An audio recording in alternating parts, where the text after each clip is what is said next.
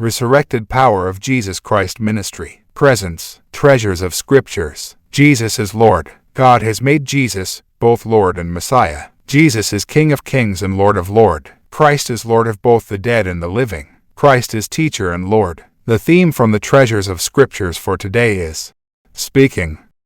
Proverbs 10:19 says, "Sin is not ended by multiplying words, but the prudent hold their tongues." Proverbs 18:21 says, "The tongue has the power of life and death, and those who love it will eat its fruit." Proverbs 13:3 says, "Those who guard their lips preserve their lives, but those who speak rashly will come to ruin." Proverbs 15:4 says, "The soothing tongue is a tree of life, but a perverse tongue crushes the spirit." Proverbs 17:28 says, "Even fools are thought wise if they keep silent, and discerning if they hold their tongues." Proverbs 31:8 and 9 say, "Speak up for those who cannot speak for themselves, for the rights of all who are destitute. Speak up and judge fairly, defend the rights of the poor and needy." Proverbs 15:23 says, "A person finds joy in giving an apt reply, and how good is a timely word." Proverbs 15:1 says, "A gentle answer turns away wrath, but a harsh word stirs up anger."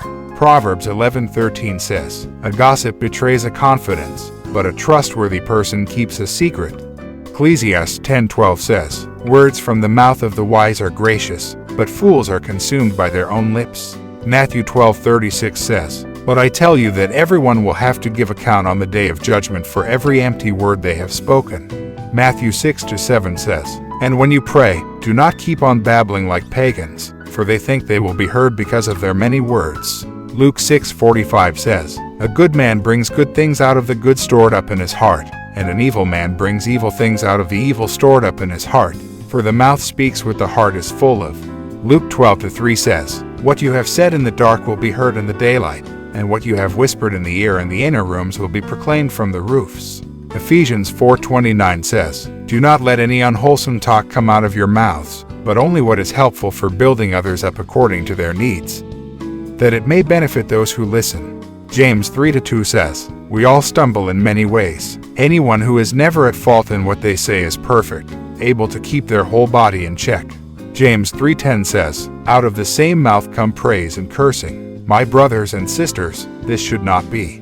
James 1:19 says, "My dear brothers and sisters, take note of this, everyone should be quick to listen, slow to speak and slow to become angry." 1 John 3:18 says, "Dear children, let us not love with words or speech but with actions and in truth." Yes, sin is not ended by multiplying words, but the prudent hold their tongues. The soothing tongue is a tree of life. Those who guard their lips preserve their lives. Let us never be at fault in what we say. Everyone will have to give account on the day of judgment for every empty word they have spoken. Let us speak what is helpful for building others up according to their needs, that it may benefit those who listen.